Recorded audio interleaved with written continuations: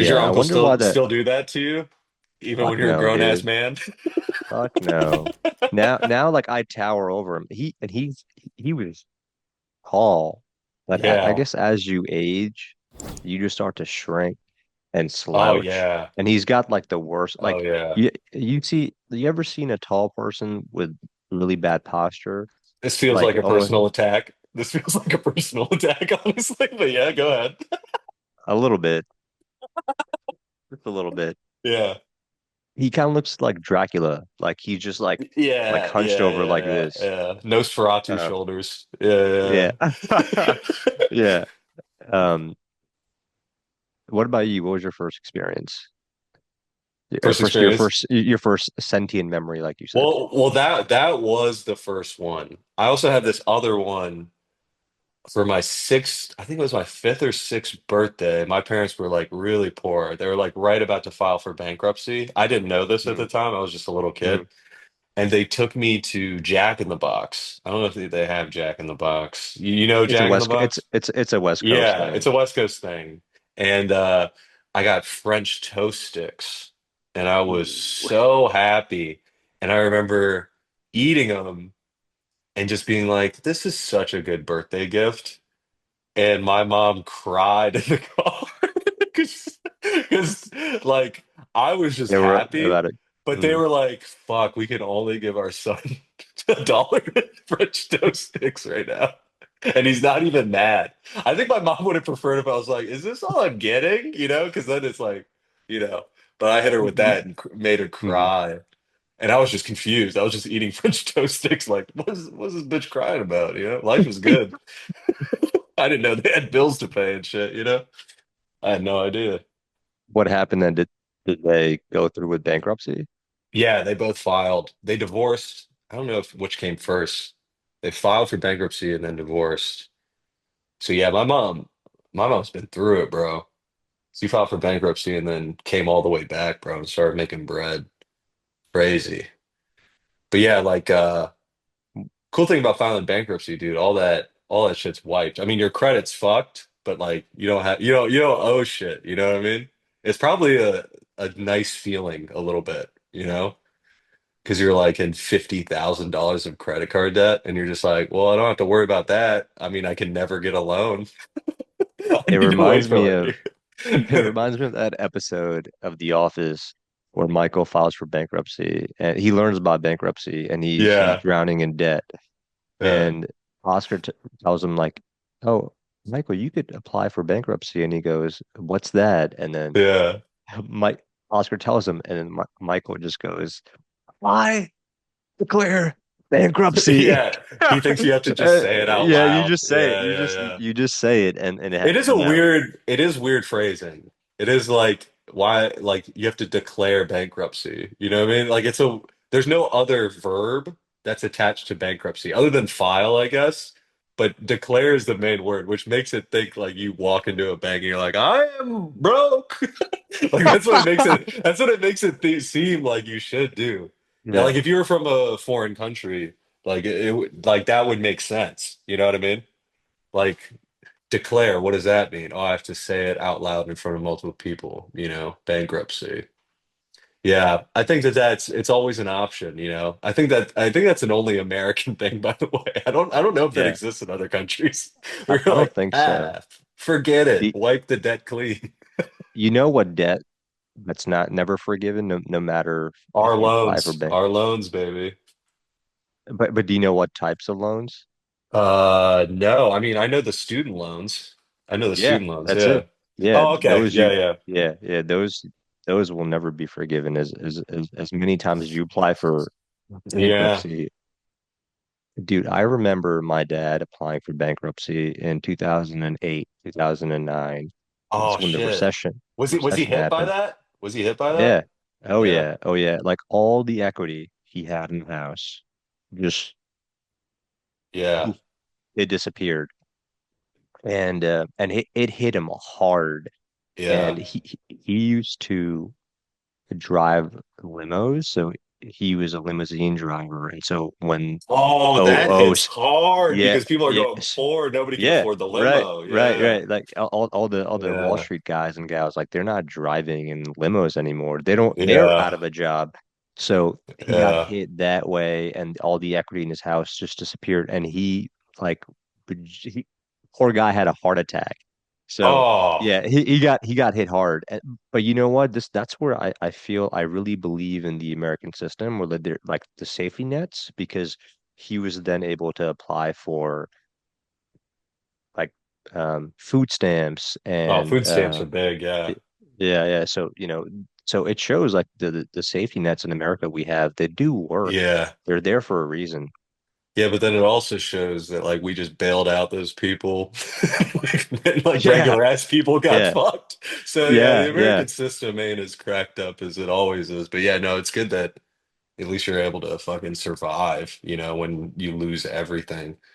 Yeah, I didn't really. It's funny because like 2008 didn't have the same memory for me because it was like we were just already broke as shit.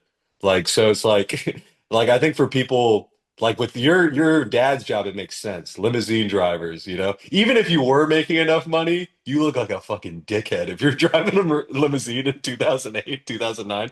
You look like the people. Have you ever seen that video like when Wall Street crashed? There's those rich people on that balcony and they're like waving to all the poor people. It was like a huge.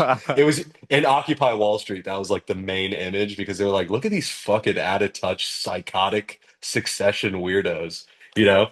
But like, yeah, it was just like that time I was like 12 or 13. So I was like, and my mom, I think didn't start making money till like right around that time. I feel like is when she started kind of making money, but her money was in like defense contracting and stuff like that, which is, I mean, a boom, and that business never gets old. Fucking, it's crazy how much we Yeah. love to start wars other places. That shit never gets old. You'd think it would, but no, it doesn't. It's What did crazy, she man. do? Did she do stuff like the guys that were in that movie War Dogs? Yeah, yeah, She's going to yeah, Afghan, just dropping off yeah. military equipment. It's basically like Zero Dark 30. That's what she was doing. She was just going to kill Osama. No, she was a recruiter. All she did was Okay. recruit people. Um, and she did that for a while. It was a company, it was called Leidos. It's still working, but they work with those defense contractors and stuff. It's like a science and development company. So she would hire people. What's really funny, like my mom is just like a go-getter type of person, just like a fucking spitfire. You know her a little bit. You've talked I've to her briefly. Yeah. I've spoken to her, but I've never met Yeah. her. I've always wanted to meet her. She's the sweetest lady, and she was the only person at her work. I mean, I think they had like a couple hundred employees. She was the only one without a college degree. Like she was supposed to have one, and that's been like her whole life. But she was just so good, such a good people person, which in recruiting is like huge. And Yeah. she just got it. She knew talent when she saw it. That's why she's never believed in me. But no, she loves me. She's so supportive. Um, yeah, she's a kook though. It's really funny because she used to she used to work for that company, right? And they were like tied to like Lockheed Martin and stuff like that. And she quit that job, I think 10, 11 years ago. And it's so crazy. She went completely the other way. Like she's like a full, kind of like almost like a hippie type of just like, this is all fucked up. Like she's proud of the work she did. She's proud that she was good at her job. But then she was like, I'm kind of glad I don't really work for those people anymore because, especially in light of a lot of shit that's happening right now. And she's kind of like, this is not good. Did you ever ask her what made her turn around? No, it was more of she went through like a mental health thing. She has like a bipolar disorder and stuff like that. So she went through like a really hard time, like right as I was about to graduate high school, because she was like kind of like realizing like all this stuff about herself, like through the lens of this new diagnosis and shit like that. And I think it just kind of changed her development as a person, but like in kind of a good way. Like she kind of started seeing things bigger than herself because I think her whole responsibility or her whole life was taking care of me. And that was Okay. like her whole life. And she did that at whatever cost. And she's a great mom in that regard. But she really never thought about like, what do I think of this? I think it's similar with our parents, Like your parents are they were they born in Pakistan or Yeah. Jersey Yeah. City? Yeah. So like when you have like parents that like kind of come up and like create this whole life for their kids, it's like their whole life, Like they don't really think about the stuff that we have the luxury to think about, you know what I mean? And like, or in my case, it's a lot of times I wish I had kind of something to fucking tie me down sometimes and just like not be in my head all the time. But like, I just think about that. I think that that's kind of changed her outlook on life a little bit and made her like a little bit more, um, kind of the free spirit that she always was. In when she was being my mom, she couldn't be that person. She couldn't really, you know, be that like kind of hippie dippy type. At least she thought that, she had to bear down and put on the pantsuit and get to fucking work. Yeah, it's amazing to see how women are changing the workforce in America. I feel like everybody thought it would be like immigration, it would be uh, foreign nationals coming to the U.S., but I feel like women make up so much of the workforce. And I made this connection the other day, and this is just what I believe. It necessarily does not have to be true, but this is just what I believe. I believe that the birth rate in the US is declining because there's more women going to work in the workforce. And when and I think if we want to see birth rate start to increase in the US, women need to get out of work and start having more babies. Hey, you But said it, not me. No, no, I'm, I I'm, don't, I fucking, don't, I'm fucking with you. canceled. You heard Amir. Fuck it. Quit those jobs and start raising some kids. No, No, it's definitely yeah, true. It's definitely true. I think the whole family thing is like kind of I think also with inflation and stuff, it's just like people are making like just decisions based purely on finance. I feel like my dad's generation, he's like a boomer. He was older than my mom. They Mhm. like didn't really think about that type of shit. I mean, they did a little bit, right? Like you want to be responsible, Right. but they didn't think about like, man, I gotta like have this amount of bread. I gotta be Right, doing this. right. Like they just didn't think. It was more of like, hey man, that's life. You have a baby, you're not ready. That's just what life is. Yeah, And yeah, honestly, they're right a little bit. Like it is a little bit about like if you want that, you should go for it. Even if because the circumstances are not always going to be perfect. In fact, almost they're never perfect. My yeah, parents yeah, planned to have me. Like they planned to have me and they went bankrupt 5 years later. You know what I mean? And it's like shit happens. Because like I don't know if you know this. I don't know if I ever told you this, but my parents met selling encyclopedias door to door. That was their no, job. no, Yeah, that totally. was they were door to door salespeople.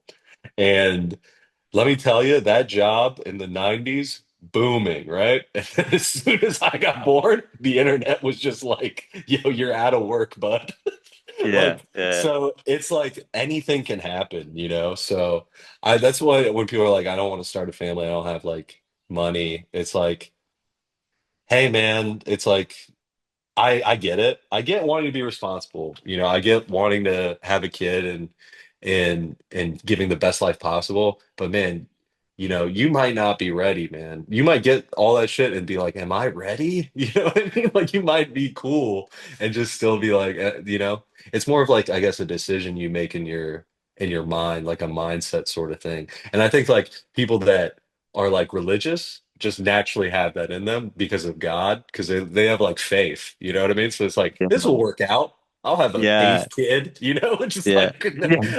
that's a little too Uh, much, you know what I mean? yeah. A little too It's much oh faith. my God, dude. You're preaching to the choir. I've got family members who have so many Oh, kids, they're and probably then pushing you hard, huh? yeah, and when Yeah. I see them, one of the first question is, when are you gonna have kids? Yeah.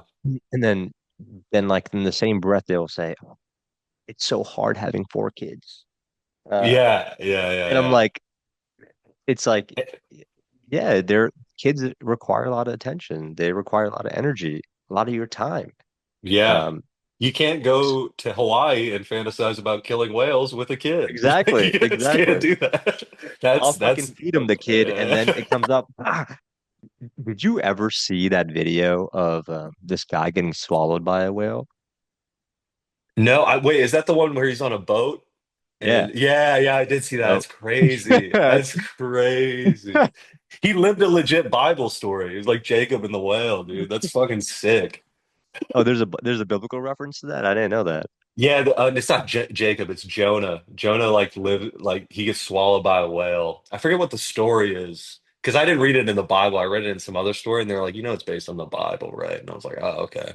But yeah, yeah, that's a biblical story. I don't remember what happens. I guess he prays, and then the whale shits him out. I don't know what happens. I don't know what happened, but I was just gonna ask you, like, when did you realize you were funny? when did I realize I was funny? That's a good question. Oh man, I was little because. I think what it was, I think that's why when people say like a lot of comedians have bad home lives, like they always have a fucked up childhood. People say that about comedians. I don't think it's necessarily that. I think it's like I was just like I felt like I needed to make people laugh. Like looking back, like this wasn't my awareness at the time, but I think looking back, I only felt comfortable when people were like smiling and having a good time. And if it wasn't up to my par, and for some reason an instinct kicked in to like, you gotta fucking make this okay. You know what I mean? But Yeah, I think the first time I really noticed it was like I went to before school and after school daycare because it was just my mom and she yeah. worked. Mm. So I remember going there and I didn't know anybody. And I think also I moved around a lot as a kid, which I think also like you got to be in as a guy, I feel like as a little boy, you got to be funny or something, or an athlete, and I wasn't that. So it's like I got to be funny. Those are the only cool kids, you know? It's jocks and people that can make people laugh. So when I got to daycare, I made friends with like older kids and I would like make them laugh just by saying goofy shit. And then I remember thinking like, oh, like if I can make these kids laugh, like they're older, like I can make like my friends laugh. But so like that was kind of like the realization of like, oh, this, and then like the feeling it gave me to like make them laugh. I was like, I was like immediately hooked. Like immediately, I was like, this is like everything, to the point where like I wouldn't even think about being funny. It was just like that was the mode, you know. It's almost like a mode you get in of just like I just want shit to be cool, and when I meet people, I always kind of low key test them, like just to see if like they're gonna get me, I think people do this on Mm. varieties of levels, but I always do it with humor because I'm always like, if you don't really fuck with this, then you're not gonna like me, and that's okay. You know what I mean? Like, but like I don't want to carry on where there's certain people you hang out with Yeah. and they're not really your friends because you can't like really be you. Yeah, Like, yourself, right? yeah, yeah. So Mm. they're kind of like, because I have people where I'm like, oh, I would like to be friends with them. They seem cool, and then I meet them and I start riffing. You know how Yeah, I just riff, yeah, yeah, and they're not having it. They're yeah. not having it at all. And I'm It's like, just a straight face. yeah, it's just I'm just getting deadpan the whole time, and I'm just like, okay, that's fair. I get it. I don't get hurt like I used to. I want to tell a funny story though. When I met you, how I knew I was gonna be friends with you. We took the bus back from playing basketball, and we played basketball, and I was like, this guy's pretty good. He has no court vision, but he's pretty good. And we were, we got back on the bus. It was me, you, and Tommy. And I will say this, my first impression of you, right when I met you, was I don't know if we're gonna gel. Like because you have this quality I really like. And this is why I have friends like you, because we're different, right? I think you know that. But like why I like you is because I'm introverted, but you're like very extroverted. And you're good. You and Eddie have that quality where you're really good at bringing people into you. And I like people like that because I'm a person that's like shielding myself, like just don't hurt me. I just want to be funny, But like you made me feel immediately comfortable because you said this thing when you were like, because you asked me what interests I have or something. Mm, Very, very like it almost felt like an icebreaker when you join a yeah. new job Mm. and you're like, what interests do you have? And I was like, I like movies. And you're like, oh, you like movies, dude. I love movies. And you're like, my favorite actor is Tom Cruise. And I laughed so hard. And I was like, and you were just saying that, and I was like, I like this guy a lot because for him to have, I don't agree with that at all, but for you to have that interesting of a view where like that's my favorite actor, I was like, this guy's really interesting. I want to know more about this guy, you know? Dude, till this day, he is my favorite actor. And dude, part of it is because look at me, 64 years old. This man is jumping Yeah. off of stadiums. He's No, he still doing his own rules. He rules. he's still doing his Yeah. own stunts. And you know what sucks is that I wish he were to stop doing these Mission Impossible movies because I think he's too talented. Like he should be doing some other like did you ever see Thunder? Tropic Thunder, he's amazing. Exactly. I He's didn't know funny. that was him when I watched the movie the first time In because the I was fat like suit, yeah. 12. Yeah, I was like, Yeah. dang, dude. I'm Also, trying. crazy impression of a Jewish executive too. Crazy impression. Like wild. Yeah. But he's a Scientologist. He doesn't give a fuck. What do you think about that? What do you think about your favorite actor being a Scientologist? How does that make you feel? I don't know much about Scientology besides the fact that people say it's a cult, and they say you've got to like give up a certain part of you, whether it's your typically it's tied to like your money, like you have to give Yeah. away a certain percent of your money, but I don't really know much about it to be honest, but I do want to study a little bit about it and You should see watch what, there's a documentary about it that's really good. I forget what it's called. I think Leah Remini did it. She was in King of Queens. I don't know if you ever watched that show. She's the wife in King yeah, of Queens. Yeah, yeah, she was a former it's a great Scientologist. show. Yeah, yeah, hell yeah. And she wrote a book about Scientology because she left. And I think it has all the elements of a cult. Like if you look at whatever the fucking definition of a cult is, it has all that. Like you can't really leave without it being a real fucking problem for you. And they have like this recruiter. It's really funny because now there's these TikToks of these people because now they know like where they recruit. And there's these people just like lambasting people like, don't go in there. Don't go in there for your free reading. They're gonna fucking, hook you Yeah, up to all this shit. there's a church in New York City, in Hell's Kitchen. I remember walking by it one time, and they were like they were handing out the Scientology books, like almost like the Yeah, Bible. Like yeah, here, come in if you ever want to come visit, come check us out. yeah. And I think they were trying to honeypot me. Like they had like a Oh, hot, totally.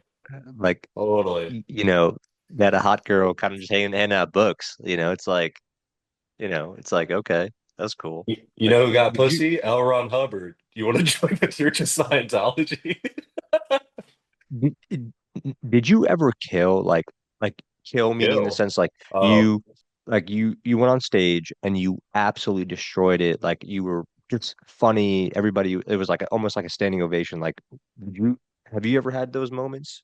yeah, I've had them a couple of times where you're And, just and like, oh, what was that feeling like? What was that feeling like? I'm curious as a oh comic. man, I mean, it's kind of hard to express. I don't know like what I've never tried heroin or anything like that. Like, I don't know like what an equivalent would be, Like, but But it's a high, like you're saying. It's a high. oh, it's like you feel light as fuck. Like you don't even feel your body really, and like there's no thoughts in your head when you're up there, and that can like when you're bombing, you're thinking like you're thinking Yeah. you're like Like, they do not like yeah, this. Yeah, like yeah, yeah. oh Think fuck, about let me think yeah. about something to What's say. my Yeah. next joke? Oh, they're gonna hate that.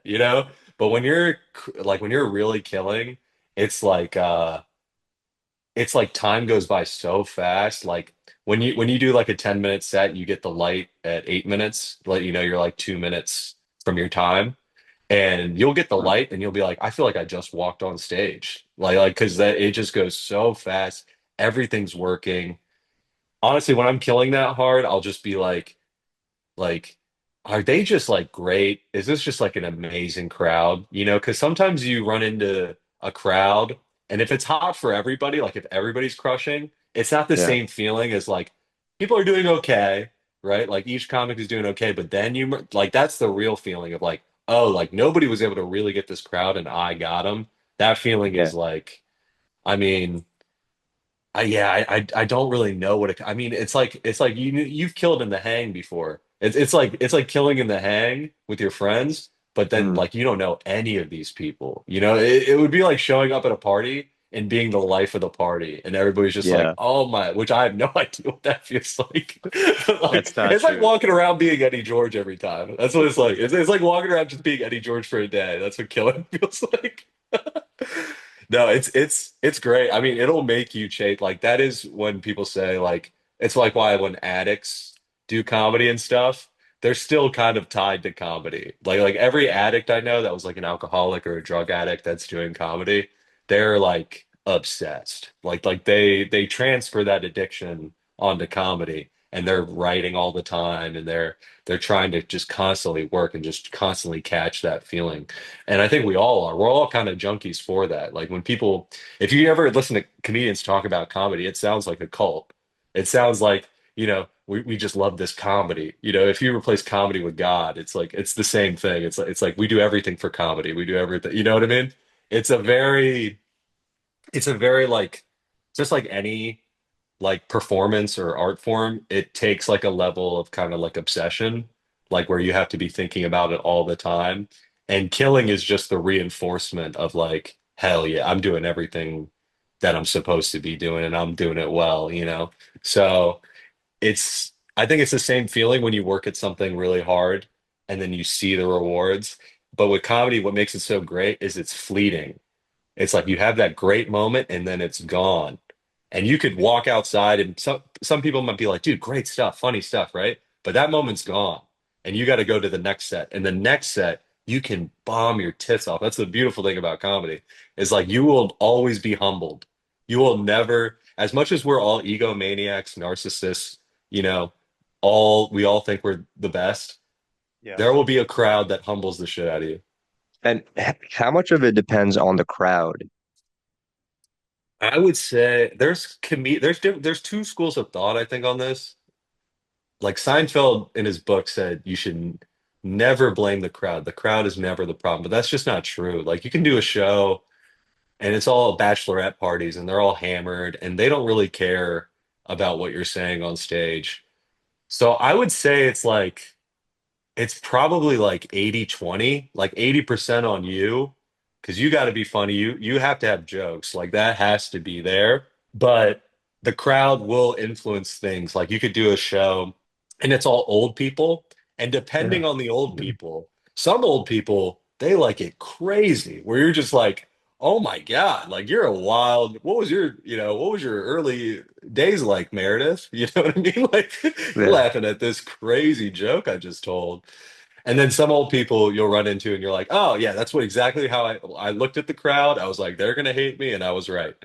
But you can be surprised. I think it's probably closer to like 80-20 or 90-10. Like it is about you first and foremost. And you don't want to get into a habit of being like, that was It's a the crowd. crowd. It's a crowd. Yeah. Yeah, you You're don't you're want you're, to you're scapegoating. you don't want to be that guy.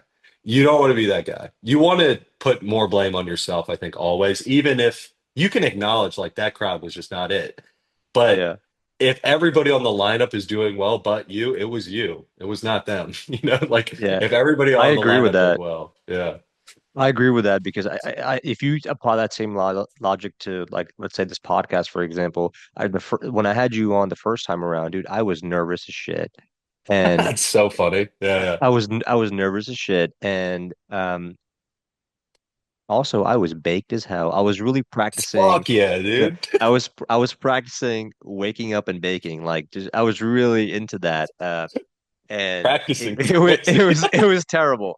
And so I was like, I should not have done that. Like that's not fair to the guest.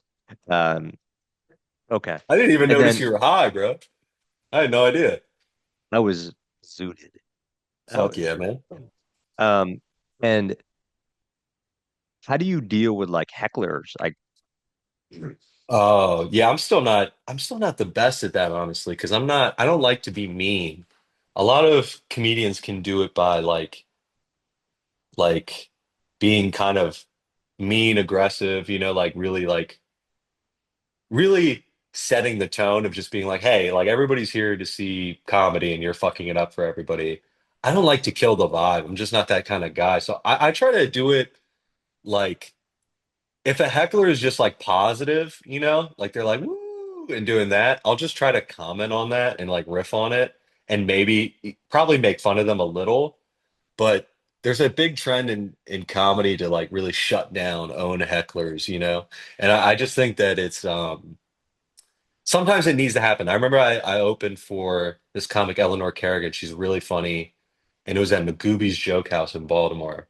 And Magooby's is like kind of a hard room if you're not a little aggressive. You have to be kind of a little, especially when you host there.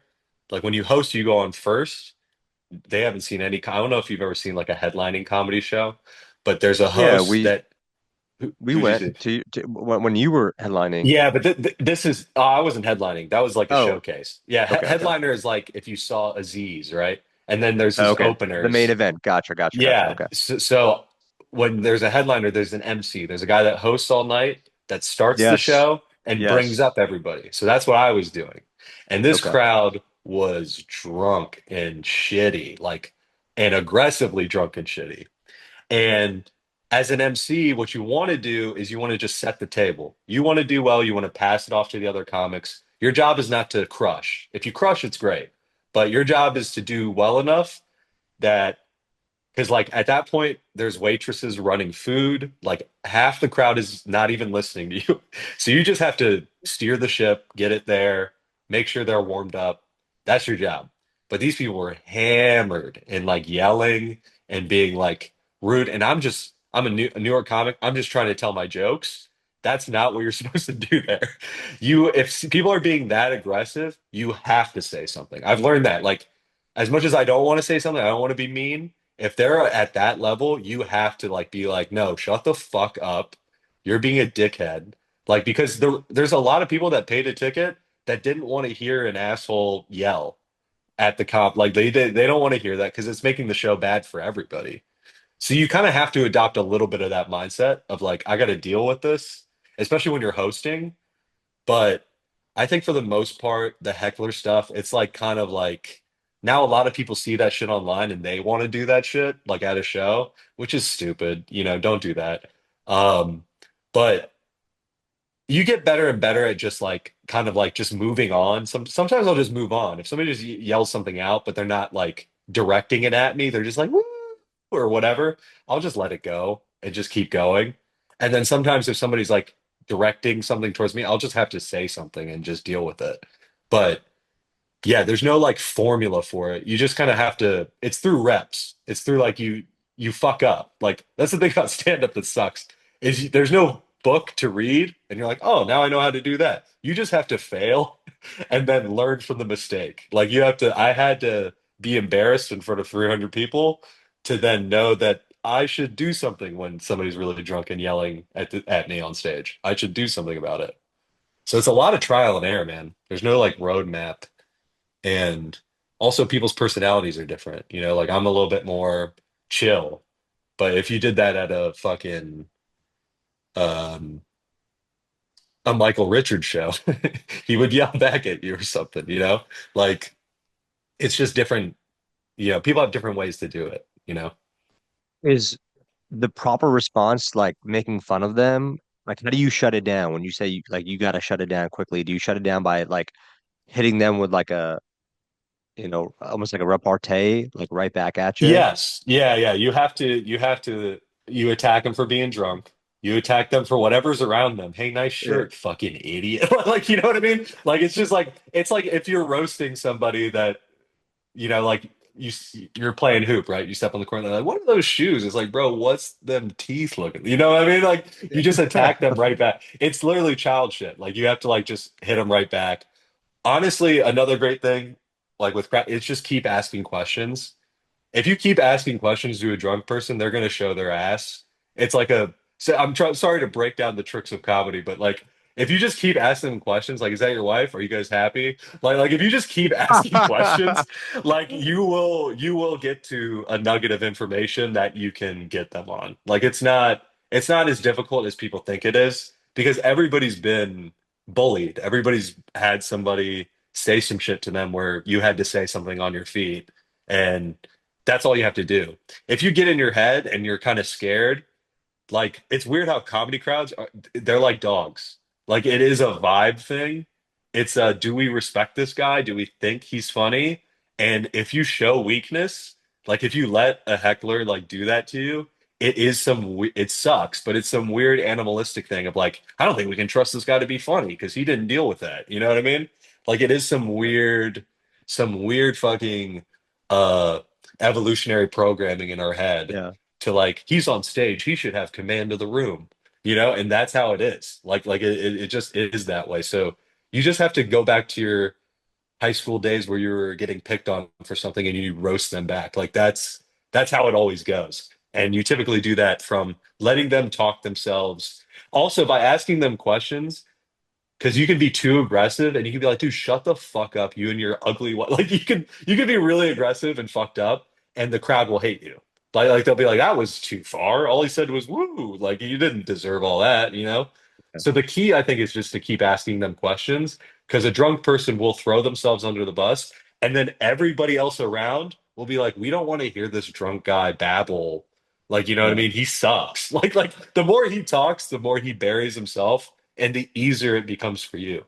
Like a lot of crowd work clips online, the comedian barely says anything.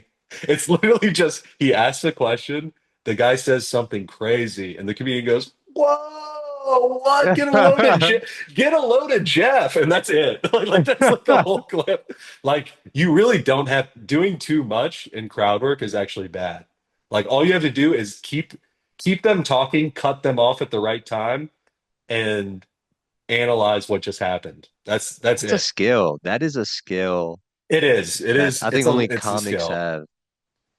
Yeah, I mean, some people do. I've seen people do like live crowd work. Like I've seen people like when I would play hoop, there was people that like like when a bad foul's called or some shit, and there was people that were really good at just roasting the shit out of those people, and they were just like, and the whole everybody could be against you, but I could see there were some people that had that skill where they could like kind of turn it around, and then all of a sudden it's all in the guy that called the foul and shit like that. Like there are certain people that have it, but that particular thing where it's like a big crowd, that's a comedy specific sort of skill, but it's not hard to learn. That's one of the easier parts of comedy because writing is the hardest because you have to find out how you write and you have to write, rewrite, listen to sets, write, rewrite, keep doing it. That's the hardest part of comedy is writing and constantly generating stuff. Crowd work is easy. It's just it comes at the cost of failing brutally. But then once you fail, it's pretty easy to look back at what you did wrong. Like, oh, I was too hard on that guy. I should have asked more questions, let him talk, you know. Like, it's pretty easy to learn. I think for people that are just fans of comedy, or maybe they don't even know a lot about comedy, it seems like magic, but it's just like writing. Like if you ask somebody if they're married, you kind of know where it's going to go, right? If he says he's married, he's going to say this. If he says he's not, be like, oh, are you guys like brother and sister? Like, like even in crowd work, there's planned stuff. Like, hate to break it to people listening, but like, there's planned stuff. Like, people plan out things and they've done it so many times that it's it's like routine at this point. Like they know how these conversations go. Like they know exactly because they're asking all the questions. So they know like where it's like a magician. Like I used to watch stand up and be like, how are they doing that on the fly? And then I've watched certain comics. I've opened for them for like 4 or 5 shows. So like I see it every night and I'm like, oh, it's the same every show. Like they're doing crowd work and to the Oh crowd it seems shit. new. Yeah, it seems new to the crowd, but this guy has the same joke about a black couple in the front row that he did last night, but he made it seem like it was new. That's not to say that everything's scripted, but it's to Yeah, say they know the general framework. They know generally where this goes. So even if they do get surprised, they can still like keep going and like yeah, ask more questions. But I think crowd work is one of those things that's like I think a lot of people that are like new to comedy and like don't really watch it a lot, it's like easy to get like fascinated by it because it's like, oh, it's all on the spot. He did that off the cuff, you know? But it's a lot more, there's a lot more intent involved in it than people actually think, you know? It's less reactionary than people think. But there are some people that are really good at it where it's like they're they're legit doing most of it on the fly. They might know where it goes, but they know, but they're so in the moment and they're so confident that they're good. And those are always the people that are genuinely just curious. Like, so if they ask you where you're from, they're like curious. Like, because you have an accent, right? When you said, "Who here's married?" He's like, "Oh, I'm married," and he's like, "Oh, where are you from?" Like that. Like, if you hear somebody with an accent, you immediately ask where they're from, right? So it's like the people that are genuinely curious, those are the best people at crowd work because they're like they're not trying to be mean, they're not trying to like own you. They're just having a conversation.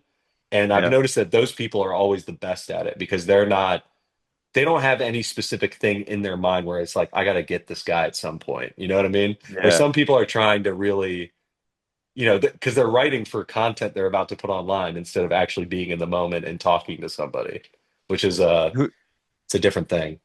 who's an influencer right now that does that really well, you think? A comic that does that really Yeah, well. yeah, yeah. Do you know Jeff Acuri? Jeff Acuri, he's a New York comic. You would like him. I think he's right up your brand of comedy. No, never He heard of him. he's really good at crowd work. He's like one of the best ones. I think Stavros Halkias is good at it. He's a little bit more on the meaner side, I would say, with crowd work. Yeah, it's just in the comedy world, it's not as respected as bits because crowd work is more it's seen more as lazy because you're kind of doing it in the moment, right? So there's like Hmm. in the comic world, like in terms of like hardcore stand-ups, they don't tend to respect crowd work that much. Like it's a skill everybody needs, but there's Yeah. some people because you gotta when you're a headliner, you gotta do an hour of jokes every weekend, right? You're touring the country, you're doing an hour of jokes.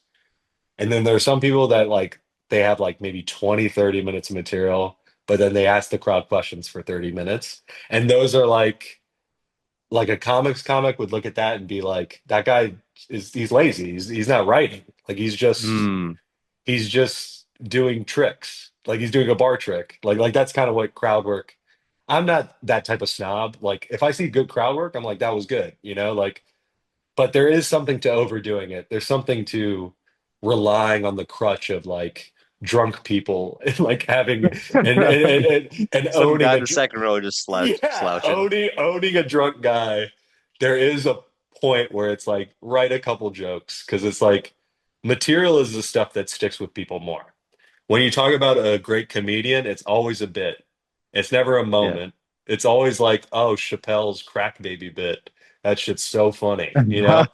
It's never, remember that one time Dane Cook owned that guy? Like nobody gives a shit about that. No, I don't know, like Yeah. maybe teenagers or something, or you might Yeah, laugh and you make a reel yeah, out of it. All the teenagers go crazy over it. yeah, yeah. But what lasts is your material. That's what lasts.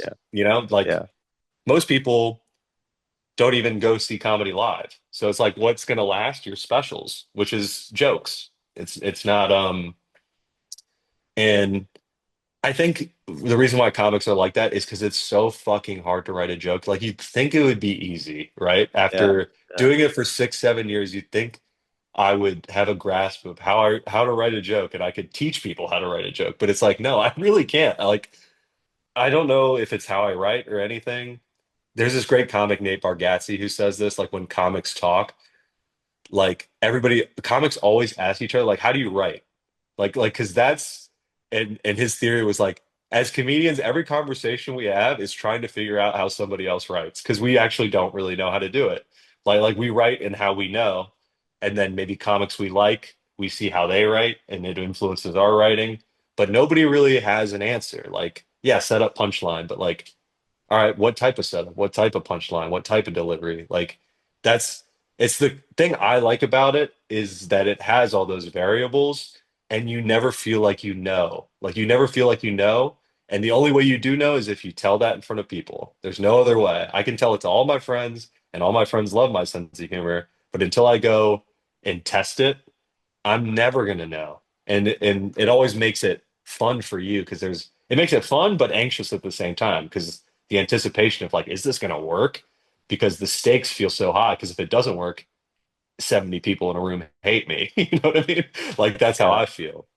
I was thinking about going to an open mic not too long ago, and I got to Yeah. writing. Like I started like writing in my notepad, and I would think of a joke, and I would think it would be funny at the moment, but then like a day later, I would go back, do some editing work, and I would be like, this just isn't funny. Like, what made me think this was funny?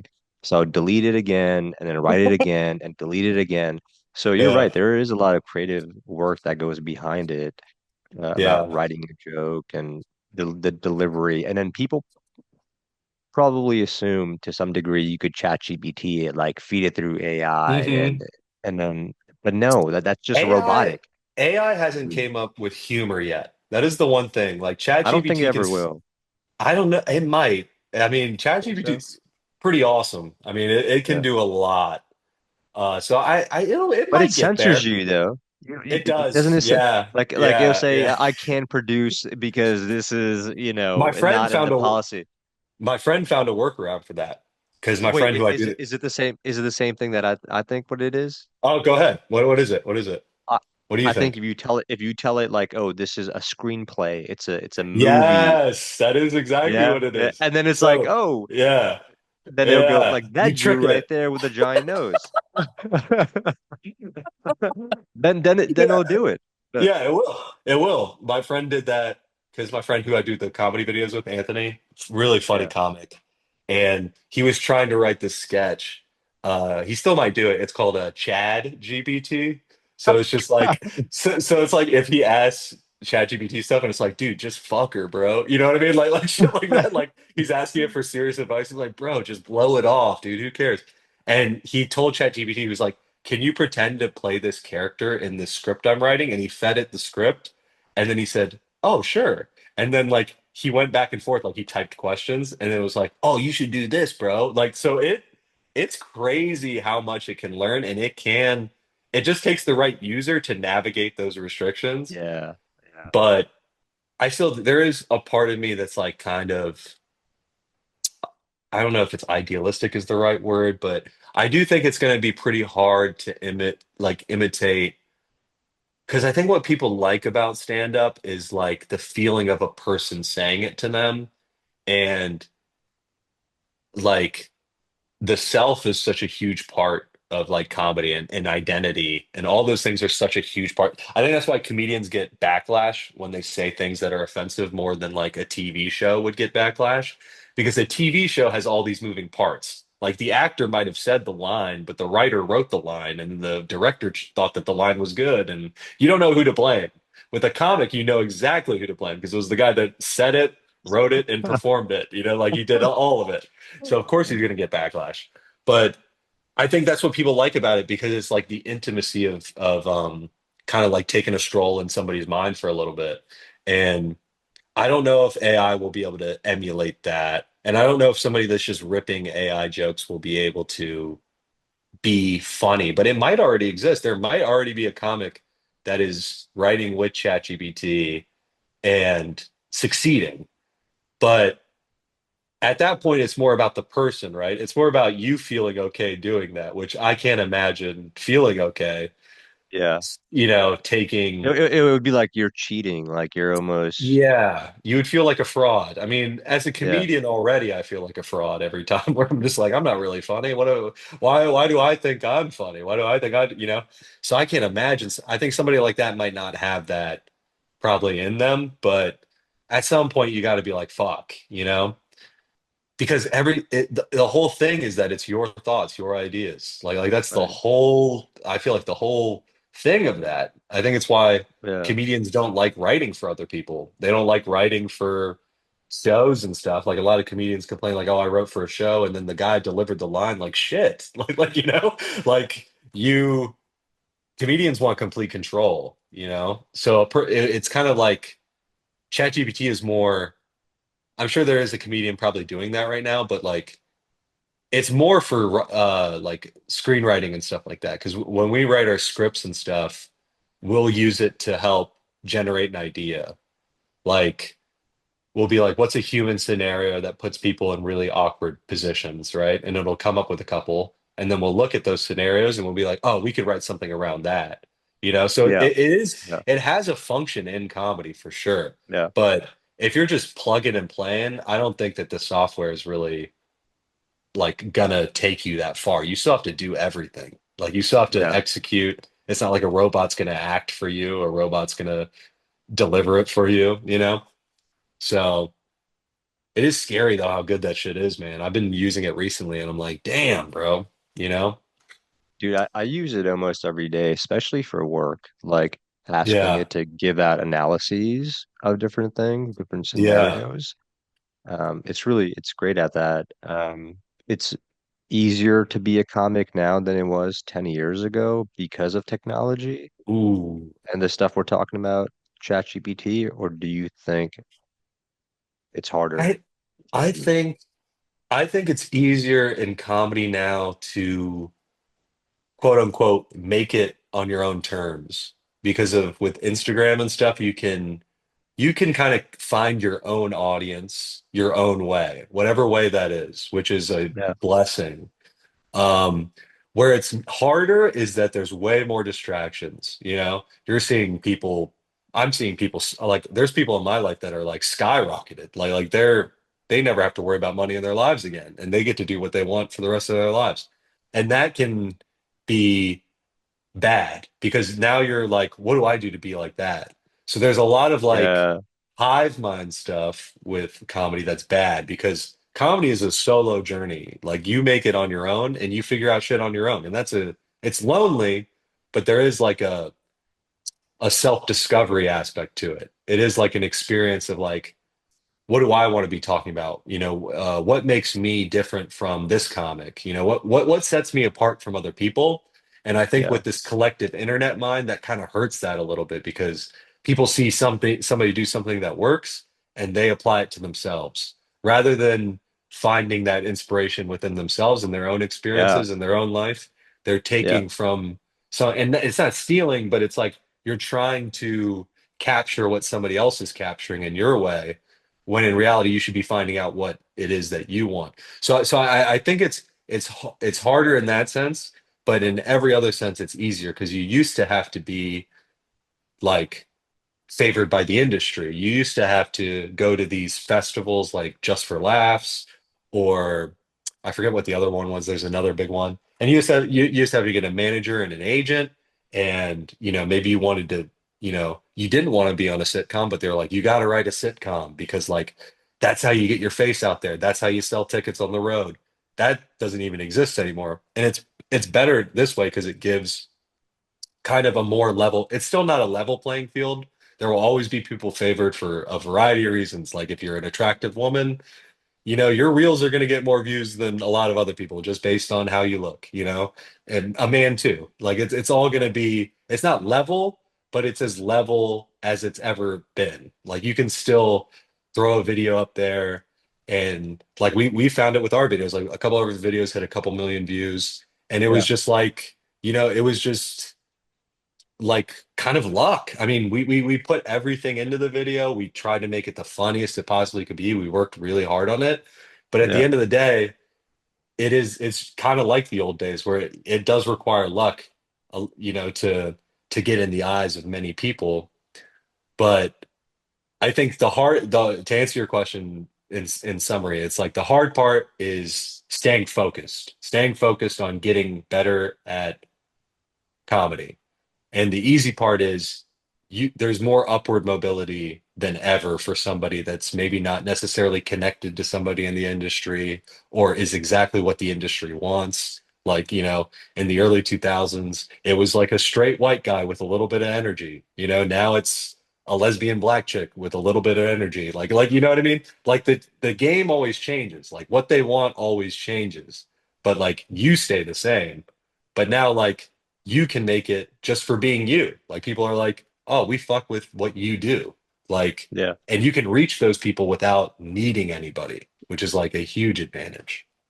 Like everything, it's a catch 22. There's positives to the internet and being able to access all those people, but there's the negatives of like it can influence how you perform and how you do all this other shit. Yeah. One question I have down here I wanted to ask you is that if you weren't a comic, what do you think you would be doing? Ooh, I think it'd be teaching.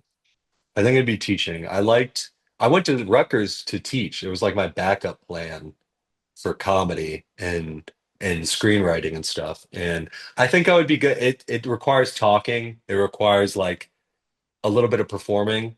And I had this one teacher in community college that I always loved. And he still had a very big shout out Dr. Kobalinski, Anne Arundel Community College, still had a very big effect on me on how I view the world. I remember he said, I think this is a common phrase too, but I always attribute it to him, but like you can't be interesting without being interested. Like you can't be an interesting person without being interested in things. Like you Yeah. have to because you by doing that you get knowledge and by knowledge you become interesting like you know things you can talk about things and just the way he would lecture in class it was kind of like a stand-up it was kind of like he had his own style right but instead of laughs it was engagement like he would get you interested in what you were talking about and I think that that's what I mean. Obviously, if I wasn't a comic and it wasn't art, because my second choice would be a director of movies because I like movies and I like making Yeah. these sketches we make. But in terms of a real world job, it would be teaching because I also liked I think that feeling that I got, I would like to give that to somebody, and I'd like to be able to make them passionate about something because he really made me passionate about analyzing things, not taking things for their surface value, really looking into shit. Like, don't just read something and regurgitate it back to me. Like, what do you think? Like, which is it's a powerful thing when somebody says that and they mean it and they're interested in, because he was interested in what we had to say. And like that, I think giving that confidence to young kids is a really important thing in whatever you do, whether you end up, like me personally having an English degree, right? But it can help you in public speaking, it can help you in Yeah. business, it can help you in whatever, being able to write and articulate yourself. It's one of the strengths I have, and it's why comedy is a little bit easier for me than some other people, is because I have those skills and I developed those skills in part because of like teachers, like really good Yeah. teachers. So I think that is probably what I would do. What would you do if you didn't have your current job? Like what would be like your like because I'm chasing stand up, right? If you had like Yeah. your version of that, it might already be your job, but if it was another It's thing, not. It's not. okay, okay, Yeah, yeah. it's not. It's definitely not. I can tell you that. I wanted to be nice. It could have been, and I would have been like, oh yeah, totally. Yeah. Um, I feel like part of it is I haven't really spent enough time thinking about if it wasn't. I think, well, it would be this, what I'm doing now. I really enjoy talking to Yeah. interesting people. That's fun for me. I think Yeah. like just like how you were talking about comedy and so I think I enjoy talking to interesting people, learning something from them and being able to resonate. So, like how you were talking about having a teacher in college that really affected you positively and said, "Hey, just regurgitate shit, like add your flair to it, add your." Yeah. So I think that's what I would be doing if I could get paid to talk to people. That would be awesome. That Um, yeah, that is sick. I mean, part of the thing that makes comedy so fun is that you're surrounded by some of the funniest people, like from wherever they're from. Like in Austin, especially, it's like a hub for all these people. So I meet people from Alabama, from California, and they're the funniest people from their hometown. And just talking to them, it's like it's fun. It's just like hanging out with you guys. It's like hanging out with your friends, but then your yeah, friends are also trying to be so like they're working at being funny. You know what I yeah, mean? So it's like there's never like a dull moment. I mean, comics are assholes too. I'm not saying there's a downside, but it is like when you're in the hang with a bunch of really funny comics, it is like it's almost better than doing the actual comedy. Like the green room and just hanging out, just talking shit. Those are the realest conversations in comedy. You get like eight comics in a green room, and it is like, I mean, thank God there's not recording devices in there because it is crazy. It kind of feels like our Monday night sessions with me and wifey and our friend where we just, I mean, we can't repeat what we're saying. Yeah, Uh, yeah, yeah. that's what it sounds like. Right before we're about That's to how you watch a know it's a good movie. hang. You can't Yeah, repeat it that on a yeah. podcast. That's how you know it's a good hang. Right. Yeah, you really can. Do you think the censoring shit has gone out of control, or do you think because of the person we have in office, the administration we have in office, they're like, you know, free speech does exist, and even if you say shit that people don't agree with and maybe considered a hateful speech, Yeah, do you think there's I think free speech is like, I mean, there's a reason it's number one. Like it's the right, first one. exactly, Like right, yeah, it's crazy that guns was two, by the way. But free speech being number one, I think right or left, that has to be something we all agree on. Like you should be able to yeah, talk your shit. You know what I mean? right, right, Like that's what made this country so great. I think that's what makes America still like the lead in like culture is because we've had people that push things far, you know? yeah. And there's Christopher Hitchens, great famous intellectual atheist scientist guy, and he was like, free speech only exists because like a bad speech. Like nobody is like lock that guy up. He said the government's great. Like nobody's saying that, you know what I mean? So that law only exists for people that say the most radical shit. I and I mean people might not with me on this, but he also one thing that's cool about Christopher Hitchens, at least to me, he defended this Holocaust denier, David Irving, who was this famous Holocaust denier in England. He was an Oxford professor, but he Hmm. denied the Holocaust. Hmm. And everybody wanted him fired. Everybody wanted like his books to be burned and shit like that, like everything he wrote before this Holocaust denier stuff. And Hitchens stood up for him and he said, like, he should not be able to not say that. If he wants to ruin his reputation, he can ruin his reputation. But it's the same thing like when there was black civil rights people that allowed like in the South that when the Klan wanted to march, they were like, let them march. They should be able to protest. Like I hate them. Like I don't like what they're doing, but that's a right in this country that we all have to protest. It's all in that First Amendment, the right to protest, the right to, the right to freedom of speech. It's all in that First Amendment. And that's the most important one and yeah, the shit that's going down with like apparently, I don't know if this is true. I barely read the news. I mean, can you tell? I barely read the news. But my friend was telling me that like with people that are here for like immigration, like on green cards and stuff, like the no hate speech stuff, like you can't say anything anti-Israel and I think it's mostly anti-Israel stuff. Like that's kind of Hmm. like what's really kind of set these wheels in motion of what they're really looking for. And it's Yeah. just like yeah, that's bullshit. Like you should be able to, if you're a citizen, even if you're not a citizen here, if you're living in the United States legally, like I Hmm. feel like you're under the law equal to everybody else. So you should be Right. able to say whatever you want, right? Yeah. Like even if it is critiquing, a government, which to me is every right to be critiqued for what they're doing.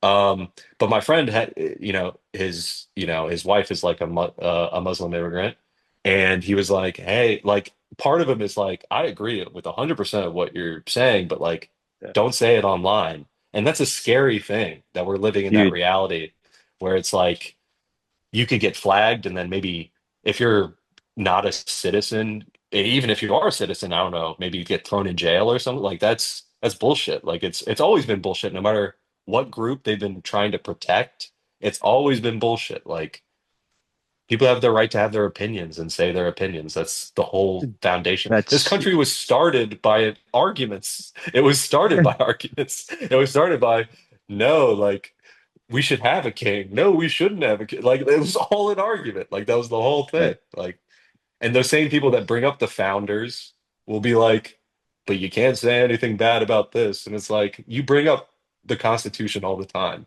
And now this is the one time where you're like, actually, it doesn't apply to hate speech. It's like you're doing the same shit that you were mad at liberals for. You're doing the exact same shit for like Right. policing speech, all that shit that you said you weren't about, and you flipped. But that's what They politicians can't. do. Yeah, they can't see through the hypocrisy, and you're not you're now the second person to share a similar story with me about how someone feels quote unquote scared about posting anti anything online, especially if they're not a U.S. citizen. Um, uh, I've had a conversation with someone not too long ago about how they had started mentioning that, like, dude, like I am genuinely scared. He was like, and he's well established here. He's got a great career. He's like, but I am genuinely scared to say stuff online because um I feel like I'm gonna get fired from my work. I'm going to lose everything I have, and they're gonna tell me to pretty much go back to wherever you came from. And he is the one of the most nicest person I've ever come across. Yeah. Um, and he's like, my family and I are genuinely scared, and we're looking for a home in Saudi Arabia. And Wow. just to line the mood, I was like, dude, you know what to do to journalist over there, right? I mean, come on, like Yeah, true. like. It's really funny to seek asylum in Saudi Arabia. I, It's I'm like, yo, pretty, like yeah. like they behead you in the public Yeah, square, you want like. to spin the globe and point anywhere else. So it was funny he said Saudi Arabia. Nah, dude, that shit sucks, man. That's I mean, you know me, I'm a big conspiracy theorist. I think the whole TikTok ban was primarily just because of that. Because most of the shit I was getting, because I'm not a news guy, right? Most of the horrible footage I was seeing of that, of Gaza and stuff was from TikTok. And it was uncensored. It's not like Instagram where the American government has a lot more control over what you see and what you don't on Meta and stuff like that. Yeah, Yeah, I mean, you could tell from the election stuff, right? When they were like, "Oh yeah, yeah, we yeah. were skewing the elections. We were told to skew it for Biden." It was Right, like right. it's Yep. clear like they have control over that sort of stuff if they need it. Yeah. But TikTok they didn't, and I'm pretty confident that that was like the reason they wanted to ban it at first, and then they got a bunch of backlash and you know, they ended up not, but they could still probably do it at any moment. But it does suck, man. But you gotta talk your shit, bro. I mean, if you're in the position to talk your shit, you talk your shit. I'm not a political person. I'm a comedian. Nobody wants to hear me talk about Yeah. that. You know what I mean? But I mean, I think and comedians do the best job, though, I think, about talking about political stuff because yeah, they could set the level field where it is sad as shit. Like they could find something sad as shit, yeah, you find the but humor in like it. Yeah, but find the humor in, and if I could just tell yeah, you one of the saddest shit that I was doing last week was obviously burying my dad yeah, because he passed, and in Muslim tradition when you pass because he was Muslim you have to wash the body and yeah, before you bury yeah, so washing him and my brother was washing him and a after I was done dude I wanted all I could think about was cracking jokes like yeah. Of course. I Yeah, yeah, I wanted to turn to my brother and say yeah. he did say he liked a Chinese massage. Wasn't that the Yeah. best Chinese massage he's ever gotten? Like That's great. I Yeah. wanted to say shit like that. Yeah. But You didn't I say held it? my You tongue. didn't say it? No, I held my tongue and I said it to Emily as soon as I got out. I was like, I just saw my dad's dick. Yeah, yeah. I just And she, watched his she dick. she she looked at you the same way she said about the whale comment. She's like, "What is wrong with you?" And did she like it? She Yeah, liked the joke? she laughed. She laughed a little bit. Yeah, that's great. That's Um, great. Do you think your brother would have got it?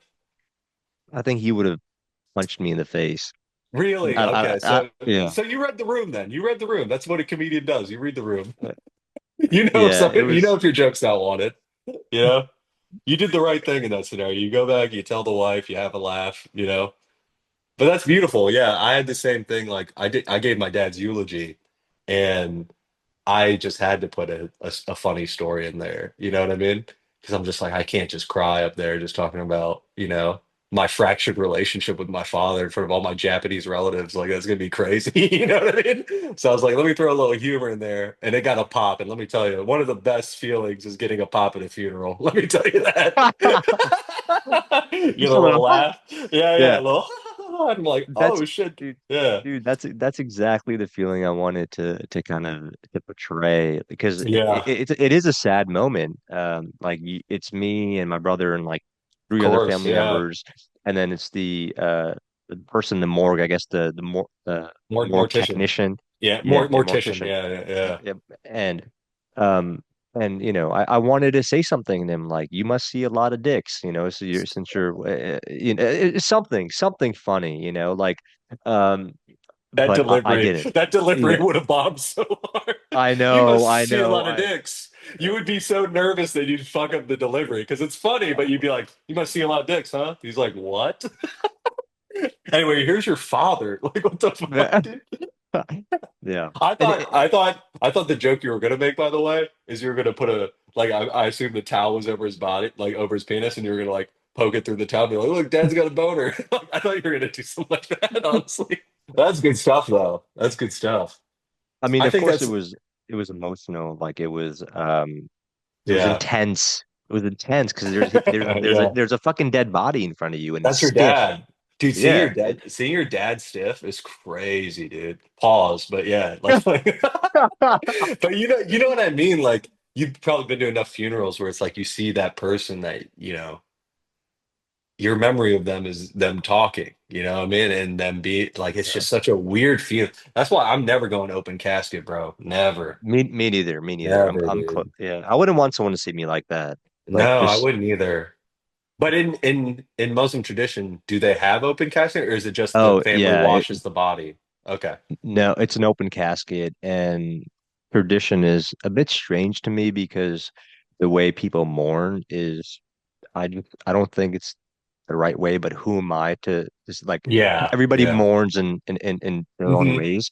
Just the way they do it, I What about it that rubs you the wrong way? like so you have the open casket and everybody's surrounded the open casket and they're you know also find it a little disrespectful because it's a there's a dead body in front of you and you're FaceTiming people, and you're recording them, you're taking Oh, pictures to and get the family back home or something? Yeah, yeah, yeah, to get family and it's yeah, I understand what the purpose is, but yeah.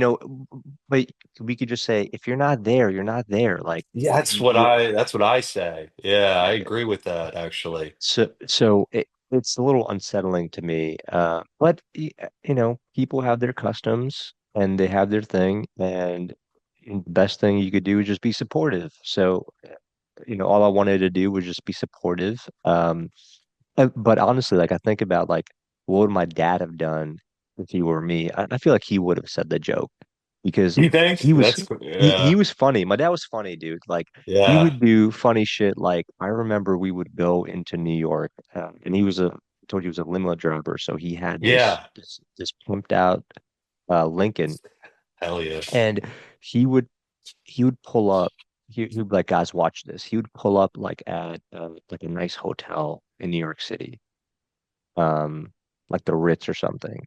Dang, so you would And do ride-alongs? Sorry, but you do yeah, ride-alongs with your dad in the oh, limo? That is oh, oh, so, as a kid, yeah, that's so yeah, sick. yeah. Yeah, He was fun. He was. I always yeah. loved going out with him because he was fun, and and again, he was funny too. So he would pull up and he'd be like, "Guys, watch this." And obviously, typically, if you're like at a Ritz or the Plaza, I remember he did this at the Plaza. There's a doorman. Whenever they see a Lincoln, a nice car coming up, they would quickly go out to the limo and open the door. And the doorman, he comes, as soon as he gets to the door handle, my dad would just jet off. And he'd be like, "Ha! Did you see that?" He would just do corny shit like that. But it was funny. It was funny as hell. I mean, at the time I was like thinking, Dad, like, what are you Dad, what are doing? you doing? But it was This is funny. It embarrassing. was But you funny. look Yeah, back at yeah. it, it was funny. My dad was the Yeah. same way. My dad, I think all dads have cornball sense of humor. I think to their sons. You know what I mean? I think that that's just kind of always how it was. Because everybody always used to tell me my dad was funny, and I was always like, "Bro, he's corny." You know what I mean? But then Yeah. like, Yeah. but then he'd get me a couple times though. He was funny that way. He was just My mom used to tell me stories when they were in the book business. That's what they called selling encyclopedias door to door. We're Yeah, in the book yeah. business. But they would drive by and they'd see that sign that says slow for children. It just says slow children. And he'd be like, "Oh, we're gonna sell a lot of books. There's a bunch of retarded kids." And I was like, that's a good 90s joke right there. Yeah, You know what I that mean? is that's That's funny. classic 1994 type shit. But Yeah. Do yeah, you think that's you got your humor from your dad? oh, that's a tough one, man. I think I'm the perfect blend of my mom and dad with my humor. I think my dad was very witty, you know, he was like very my dad was a smart guy. So he was like more he was more like a kind of polished type of humor, and my mom's crazy. Like my mom, everybody says I get my laugh from my dad, but my mom, I feel like laughs more like me than my dad did. You have the But most contagious laugh I've ever oh, heard, thank by the you. way. A Yeah. lot of people, I have a joke in my act, like it's like a love or hate type of like. There's no in between on my laugh. You either have to like find it so endearing or be like, I don't want to be around that guy. But I I I think my mom is just so crazy. Like my mom was, I was on the phone with her today, and dude, she was cracking me up, dude. I remember she was talking about she was talking about the first thing I ever wrote. I wrote this like I didn't finish it, but I wrote like the first 50 pages of a novel when I was like in my senior year of high school. Yeah. And she was like, it was such a good book, but there was a part in it where you talked about the writer like being addicted to Vicodin. And I was just picturing this being a long time ago. You know what I mean? Like I was picturing something like Percocet, you know? And I was like, I was like, she was like, it's just not realistic that it would be Vicodin. And I'm like, oh, so you know about Percocet? She's like, I was doing that when I was 12. You kidding me? And I was like, Oh yo, my God. my mom is nuts, dude. So I think I get my sense of humor from my mom, but like Yeah. kind of how I tell it, like my dad. I think you're always kind of a mix. I don't think you're always like one way. Like my dad was pretty, like all my mannerisms and shit are my dad. Like realizing as I get older, like I Yeah. remember somebody commenting, like, you walk just like your dad. And like we were side by side. And then my dad said something like, "Oh, he stole that shit from me." Like my dad was funny. My dad was funny in that way. He also did this thing that I still do to people. Shout out Randy for this one, but like you just make up something, but you say it with pure confidence, and then Yeah. you just don't even tell them that you lied to them until they figure it out later.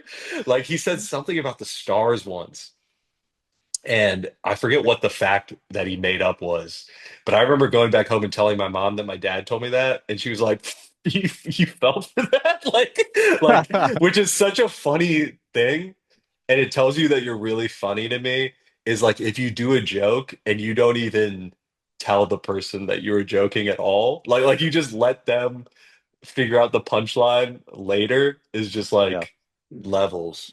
But yeah, yeah, my dad, man, crazy dude, You, crazy.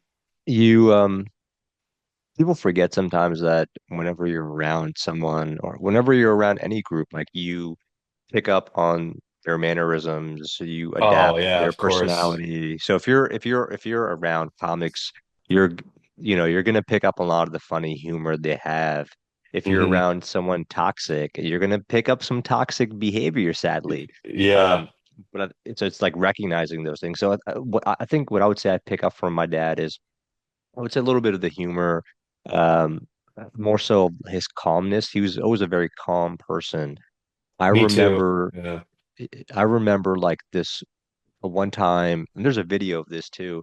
Um, some some guy wanted to stab my dad's friend, and he pulled out a knife, like a Michael Meyer law, like real big knife. Yeah, 18 incher like knife, machete. and Yeah, pretty much. And he was yeah. like, I don't like this guy. I want to stab him.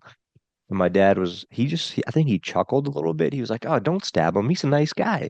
And and the guy just Kind of diffused him, disarmed he, him. yeah Yeah, he just yeah, diffused it, and like he's like he's a nice guy, don't don't hurt him. um so anyways, he was always calm even in like those intense situations. And I remember like being in a car accident, or like the wifey calling me up. If she were in an accident, she will go like, "Oh," and afterwards she'll be like, "You're very calm in these situations." I'm like, "Yeah, I think it's because I picked it up from my dad." Um, yeah. yeah. It's good to have a calm dad, dude. I mean, I have a calm dad. I mean, he wasn't the best dad, but he was like, I think to have a dad that's like all over the place, I can't imagine what that would be like. Like a dad that's like, oh, what the fuck? You know, like I can't imagine what that's like. Like Like a to me, helicopter parent.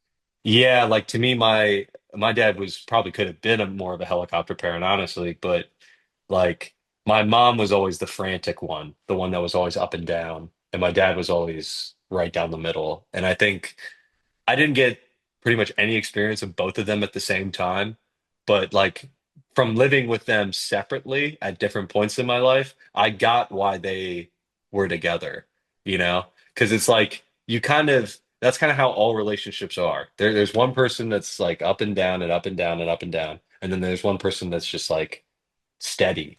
And I always was trying to be the person that was steady, like because when you grow up kind of in a more chaotic environment, you know, you kind of naturally become that. Kind of become what you want from other people, which is like a just like I would say my life isn't stable, but like my temperament and my emotions are always kind of stable. Yeah. Um, and I've I never think that seen you mad. that's yeah, and people said that about my dad too. They're like, I've never seen Randy upset, and people say the same thing about me.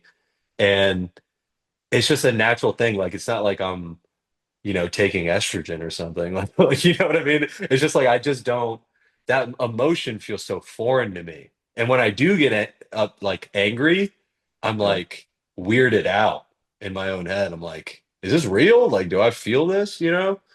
But I think it's just a natural thing of just like I've never like, I know people that like hold grudges in life, and that shit always confuses me, man, because like Yeah. I'm Yeah, me honestly too. Me I'm too. too quick to forgive. Like if I have a fault, it's that. It's like not holding a friend accountable if they really hurt my feelings or fuck me over in some way. Yeah. Yeah. Because like my mind's always bigger picture. Like I love this person. Is this Yeah. worth like abandoning this person for that or cutting them off in my life? Yeah. And I think that that's kind of helped me, but I genetically got my dad's temperament. I didn't get my mom's. I got my mom's erratic mind, like that it goes up and down and it's kind of crazy. But like in terms of like I could be going crazy in my head and sometimes people wouldn't know because it's like on the surface I'm just dead. Like I seem like Yeah, I deadpan, think I but might have seen you mad, like quote unquote mad once or twice, but like I think you just get like really quiet, I is get what I quiet. remember. Yep. I get quiet Uh, when I'm mad. I get quiet when I also get chill when I'm nervous, which is a weird thing. That's It's weird. like, People yeah, I usually get sweat. well, not chills. I get like way low Goosebumps? energy. No, like Okay. low energy, like chill, like relax when I'm Mm, nervous, which is a weird. I've talked to comedians and some comedians have this, but like before I go on stage, if I'm nervous, you can tell I'm nervous. If I'm just like, yeah, man, no, that's cool. Like that's me being nervous. Like normally people would yeah. pace or they would like adjust their shit a lot, like, Yeah. oh, that guy's Nervous nervous. ticks. Yeah. To me, if I ever say I'm nervous after I bomb, people are gonna think I'm lying because I looked so chill before. But like Yeah. I was nervous. And just for some reason my body reacts in that way when I'm nervous. It like shuts down. Same thing when I'm angry, like it shuts down. I get like Yeah. really low energy. It's a weird thing. I don't know what that is. Do Maybe it's you being still get nervous? Asian. Huh? Yeah. It's an Do you Asian still thing. get do you still get nervous before you go on stage for your shows? Almost every time, yeah. I think that's the cool thing about it too, is like about performing. It's like I don't think that ever goes away, that like excitement or like nervous. Yeah. I remember Norm Macdonald, who's one of my favorite comedians ever. He there's this legendary story about him being like this is like right before his death, and he's like waiting on stage and his opener's like backstage with him, and they're about to say guys, give it up for Norm Macdonald. He's about to walk up and he turns to his opener and he goes, isn't it crazy?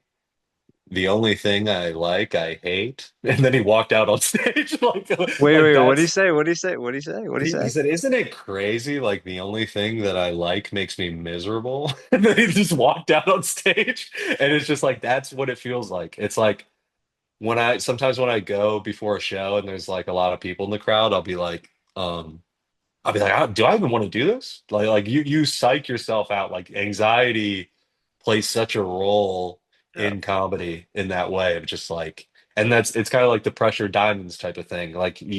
That's kind of like where you cut your teeth is like you have to do things out of your comfort zone. That's what comedy Yeah. is, and that's the Yes, ultimate, absolutely. and that's the ultimate moment of like I am not comfortable. I have to go on stage in front of all these people and like you could be as like you could work on it for 10, 15 years. All that feeling does is it gets dialed down. Each time you go on stage, it gets dialed down just slightly Yeah. until 10, 15 years down the road, it almost feels like that's your life. You're on stage, you've been on stage for 20, 30 years, you know? It's Yeah. a huge part of your life. It's almost like breathing at Indeed. that point. And even then, there's certain times where comedians will tell you, like professional comedians, like I was kind of nervous, right? Because like especially like if you do like if you're a big comedian, but then you do like Madison Square Garden or something, and you're like, oh shit, this is like Oh a shit. thing. Yeah, so even like Yeah. a big comic can be like, oh, there's still other shit to do. Or I've heard people talk about going up at the Comedy Store. My friend went up at Mothership, and he works there. He works at Joe Rogan's Club in Austin, and he came back to the green room, and Quentin Tarantino was there. And he just was like, and he was like, "Hey, funny stuff, man." Like, just walked by him, and he was like, "Holy shit!" Like that guy was in the crowd. I'm so glad I didn't know he was in the crowd before. Like Yeah. I Yeah. went out there. Like that's so. The thing about comedy is it constantly humbles you, bro. Like you never, as soon as you think I got this, oh, I got this, you bomb. Like it's a weird thing. Like the comedy gods will always humble you and it's the great thing, and it's what makes great comics great is like they never lose that. They never lose that thing of like, I still kind of don't know what I'm doing. And that makes them work harder and makes them, go farther and be more Yeah. successful. Oh, Speaking of nervous, go ahead, sorry. I have to go in like five. I have another podcast to go to after this. You picked the one day where I have another podcast, but yeah. No, ask a couple more questions, but I got to dip soon. Yeah. No, no, we could end it right there. I was just gonna add that like I think when you're nervous, I think it shows that you care about something deeply. Oh, Uh totally. like Yeah. like I get nervous before this podcast every time I do this, no matter who Yeah. I'm speaking with, even if I'm speaking with a really good friend like you from I college. know. Like Yeah. I get nervous, like I get the nervous shits. So right before like I'm running to the bathroom and trying to get stuff in order. Yeah. But yeah, dude, it was really good talking to you. Where can people find you and your work? Yeah. Instagram, Nick Oka Comedy. That's Nikoka Comedy on Instagram. That's pretty much where I'm posting most of my stuff. So stand-up clips, sketches, uh, dates.